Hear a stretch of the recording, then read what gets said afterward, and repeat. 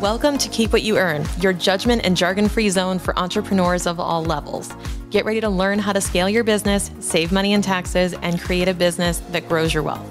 If it feels like the financial side of business is like eating your vegetables, well then think of this podcast as the ranch dressing to make the process a little more enjoyable. My name is Shannon Weinstein. I'm a CPA and business owner on a mission to simplify money and empower others through knowledge. I hope this episode inspires you to take action, but remember that the information we share is for educational purposes only and is not individual tax advice. Now that we got that out of the way, let's start the show.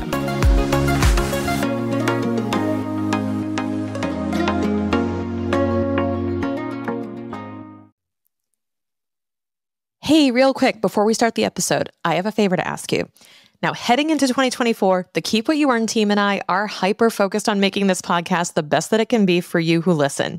And to help with this, I would really appreciate it if you could please take a few seconds to fill out a brief survey about the show. After you complete it, please check your email inbox for a special gift from us to shop some swag. Your feedback is so appreciated and will help us create the best show that we can. All right, back to the episode.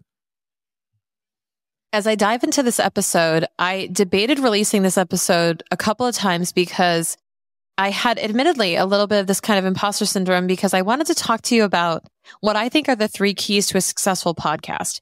And from my perspective, Keep What You Earn has been successful. It's been achieving all the objectives I had for it and more. But if you were to look at it in the grand scheme of podcasts, right, it's doing pretty well, but there's so many things that I want to grow about it. There are so many guests I'd love to have on the show. There are so many ways that I would love to get the recognition for this show. And I go, well, I don't have 1 million downloads a month. I don't have like some things that my friends have because I have friends who have millions and millions of downloads on their podcasts. And I'm like, okay, you know, my little show, what could I possibly teach people about running a successful podcast, right? But I do feel like there are certain things that we have kind of nailed. I'm not going to lie. And I say we because I have an amazing team behind me. I have several phenomenal teams because I've had different editors and not for the sake of changing them for dissatisfaction by any stretch. It's been just their businesses have evolved and I've been switching the team members that are doing the podcast, right? So as roles evolve, they're taking on different duties. And I've had such amazing people behind this show from day one, and I couldn't be more grateful. But what I've noticed is that certain things work, certain things drive growth, right? It depends on what your goal is for your show. But I am in a position to share this with you because I feel like I have learned so much in the last 2 years of podcasting. You know, this month it's 2 years. I think as I'm recording this, I'm a week away from my 2-year anniversary of the show, never having missed an episode. And doing over a year of daily episodes. So here we go. I'm going to tell you some tips on successful podcasting. So I called it my 3 C's. The first C is content. And these also, by the way, map to the top 3 objections to starting a show. So everything that people complain about and they say, well, I'm not ready to start a show because I don't have enough content. Well, we're going to bust that right now. Key to a successful show is content. Now, if you think you don't have enough content, you're wrong. You're wrong.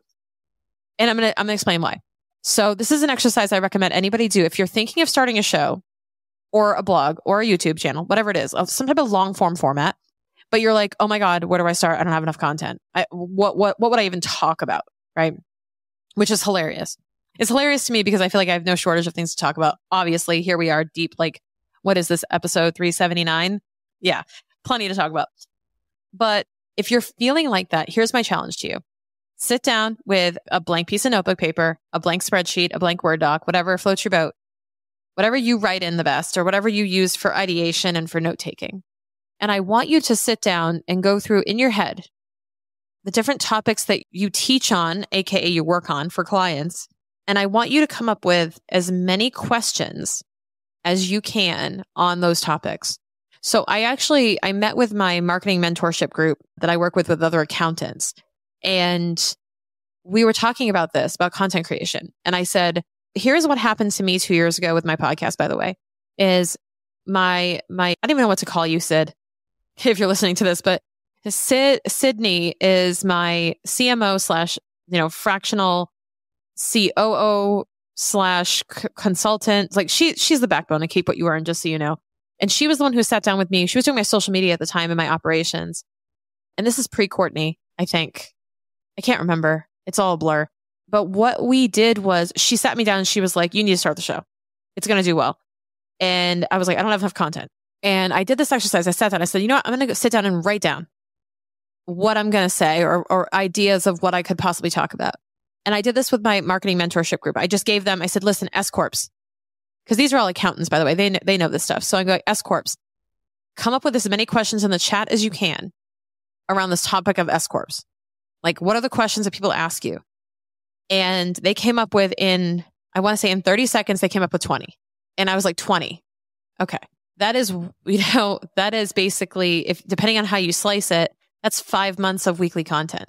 If you can answer all those questions in 10 minutes each. And that was kind of like, oh my God. So that's it. And I was like, yeah. If you'll notice, just like peeling back the curtain for a second, you may have noticed by now that many of my episodes are phrased as questions. That's not coincidental. That is actually a function of how we craft the episodes, which is around the questions I've gotten from people. So I will get a question from someone privately through a DM, through my text messaging, right? And if you have questions, that is a great way to reach out to me because I will answer those questions live on the show and then send you the link to the episode. Or I'll send you, most likely, I will send you a voice note in real time so you don't have to wait 6 weeks, but I'll send you a voice note in real time answering the question and then saying, thank you for this because this is a great podcast episode. A good chunk of these episodes are actually real questions I've gotten from people and they make for great content. And this is why you're still here listening because you can relate to the questions and relate to the content. So if you're listening to this and debating starting a podcast, 100% you have enough content. You totally do. And the second C, which is I was trying to decide between two different C's, and that is consistency and that is commitment. Because I believe you can't have consistency without commitment, and you're not really fulfilling your commitment without consistency. So what I mean by the consistency is your ability to show up and create the system that works. Like your ability to show up and be consistent for the sake of being consistent. Like showing up even when you don't feel like it and just knowing you've made this commitment. So I kind of have this philosophy of like commit, you'll figure it out later. Like the first step is just committing yourself to doing it and you'll go do it. I was mulling over this for about a year in starting my show because I was going, well, I'm worried about being consistent because there are going to be weeks that I'm working a ton of hours. And there's going to be weeks that I don't have as many hours, but like, do I really want to fill my time with this? I have this tendency to fill my time with more projects if I do have capacity. I just get kind of restless and I want to do more work and I create work for myself, right? Anyone else? And I realized that this could have been one of those scenarios. I said, I want to start a show, but is this just a project I'm starting because I feel a little bored right now? And I'm not going to feel bored forever. This is a commitment. This is like adopting a puppy. It's fun. It's a great idea in theory when you have time, but then like you got to train it and you got to do all the things and you got to have responsibilities around it and you got to pay for food. And you're like, oh man, this is actually really expensive and really time consuming. And I was so scared of that. I was so scared of that. So what I ended up doing was I just said, I'm going to commit to it. I'm going to say yes. I'm going to do the show. I'm going to say yes to Sid. I'm going to pay for it. I'm going to set up all the tools and the systems and everything that we're doing. I'm going to set up everything on this, whatever it is, I don't even know, the hosting service, right? All of the platforms. And I said, let's just do it. I just kept committing to it and saying, let's do it. Let's do it.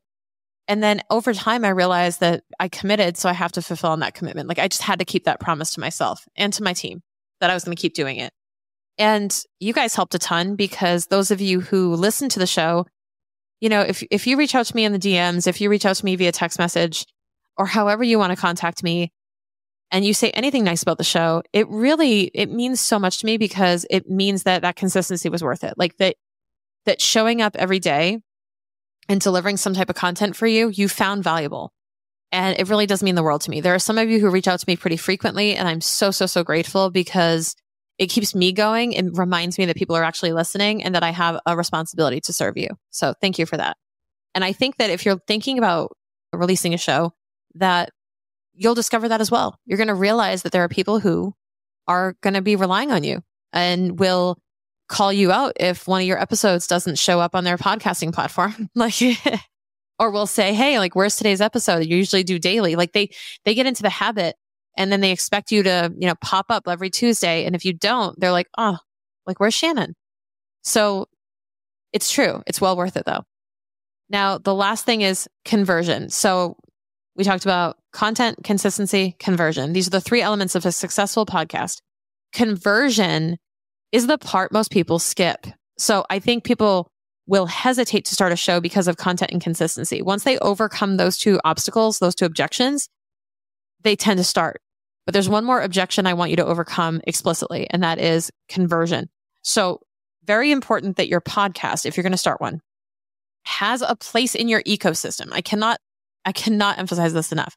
If you're going to be doing this as a business owner, if the purpose of the podcast is to drive traffic into your business, you have to have a way to do a couple of things directly and indirectly. You have to be able to monetize your show somehow in an indirect way to start. And that means simply sponsoring your own show with your business, sponsoring your own show with one of your products, offers, or courses, sharing affiliate links in your show notes, inviting guests on the show who are strategic partners who you can cross promote, and you can actually make money off of affiliate links and bonuses and stuff. And you can be able to actually monetize your show, not just itself, but you should be able to indirectly monetize your show by having strategic guests on the show, right? Building relationships. You should be able to indirectly monetize by, pointing people to resources that they can use, and including your courses, your offers, right?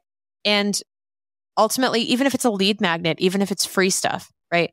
You've heard me talk about on the show all of my free stuff. I would love it if you would download, the podcast playlist or the cash flow forecast template. Those are things that I have put together that serve up value for you if you're where you should be to receive those items and you want them. 100%. You should absolutely grab those. There's no strings attached, no pressure, no nothing. But this is a forum for me to share those with you, because if you're liking what you're hearing and you're enjoying the content, you can then start interacting with the content by actually downloading pieces to go implement the stuff that you're learning. So if you do run a show, you do want to have some type of next step. If you're going to be educating people on your show, you're going to be adding value by with some form of education, even with storytelling, even with entertainment, right? You want to give people, if you want to make money doing this some way or put it as part of your business, you've got to give somebody a call to action. You've got to give your listener a way to continue taking action after they're done listening to the show. And that could just be going to your website. That could be, joining the conversation in a routine event, like a monthly calendar event, a monthly live event, right? A Zoom, whatever it is. And you just have to continue the conversation and find a way to interact with people and to build relationships outside of, the digital world where there's one-way listening. Start the conversations, invite people to DM you, invite people to interact with you so that you can then build the relationships. You can then, create long-lasting customers, fans, advocates, whatever you want to call them, right?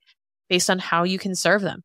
So if I were to say you're starting a podcast, very tactically, you want to have a good launch plan. You want to have a good delivery plan, fulfillment, a guest process. It depends on how you want to structure the show. And Lord knows we have built an amazing machine that does all these things. But fundamentally, the core pillars for a successful podcast to me are the content, consistency, and the conversion. You want to make sure you've got all of those really strong before you move forward in actually producing your show. I hope you found this helpful. I love, love, love sharing more tips about podcasting. And if you want to explore the podcast a bit deeper and go back in time, you can absolutely download the podcast playlist generator that's available in the show notes. The podcast playlist generator basically meets you where you're at in your business and generates a curated playlist of about 10 shows that you're going to find valuable right now based on where you're at in business. So grab a copy of that in the show notes, and I'll see you on the next episode.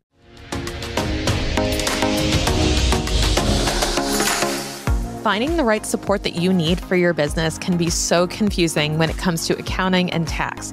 Sometimes it seems like you can't find a CPA or a tax pro who actually understands your business, or they charge way too much for what you actually need.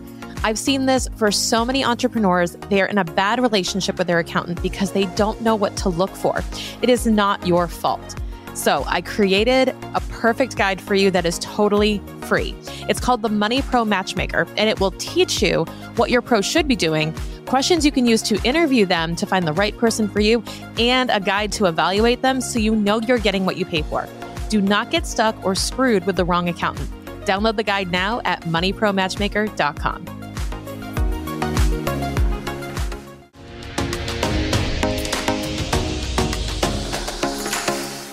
Thank you so much for listening. If you enjoyed this episode, please leave a rating and review on your podcast platform.